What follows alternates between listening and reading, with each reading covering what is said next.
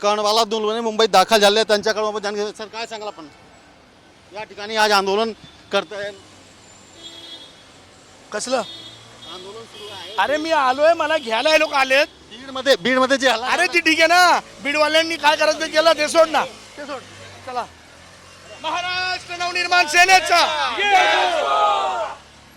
तुम्ही बघितला तर मोठ्या प्रमाणात जे घोषणाबाजी करतायत आणि मन सैनिक जे ते एकत्र झालेले आहेत, मोठ्या संख्येने ते एकत्र आलेले आहे आणि त्यांचे आंदोलन सुरू आहे.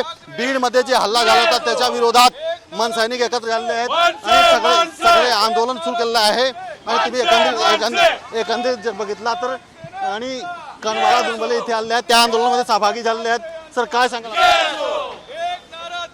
भाऊ, काय सांगाल आंदोलनात सहभागी झाला का सांगा? अरे मी आता देवाच्या पाया पडलो आणि घरी चाललोय. आता तुम्ही बीडवरून दाखल झाला मुंबईत? हो आताच झालो ना.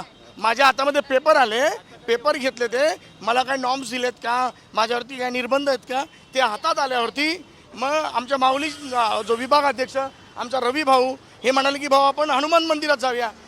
बजरंगबलीचे दर्शन घेतले आणि आता घराकडे चाललो. तर तुम्ही सगळे आणि जर बघितलं तर आज बीडमध्ये ते सुपारी राज ठाकरेंच्या गाडीवर लोकांनी फेकला. काय महाराज सुपारी आहे, अहो, बोलत नाही, कृतीतून दाखवून देणार. आज जर बघितलं तर बीडमध्ये राज ठाकरे साहेबांचा दौरा होता, त्याच्यानंतर जे आहेत त्यांच्या गाडीवर जे आहेत सुपारी लोकांनी टाकला, त्यांच्या विरोधात चेंबूरमध्ये आंदोलन सुरू आहे. मोठ्या प्रमाणात मन सैनिक एकत्र झाले. काय सांगाल आपण? मी तुम्हाला सांगितलं मी बोलणार नाही. आमची सर्व महाराष्ट्र सैनिक, अख्खा महाराष्ट्र नवनिर्माण सेना काय करणार येणारी वेळ सांगेल. तर जर बघितलं तर कर्णवाला दुलवणे मुंबईमध्ये दाखल झालेले आहेत आणि आपल्या गावाकडे निघालेले आहेत.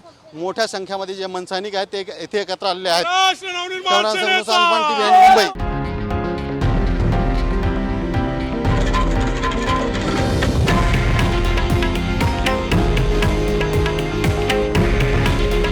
हे आहे देशातील नंबर 1 न्यूज नेटवर्क आणि आपण पाहत आहात TV9 मराठी. काळजी तुमची, हित महाराष्ट्राचं.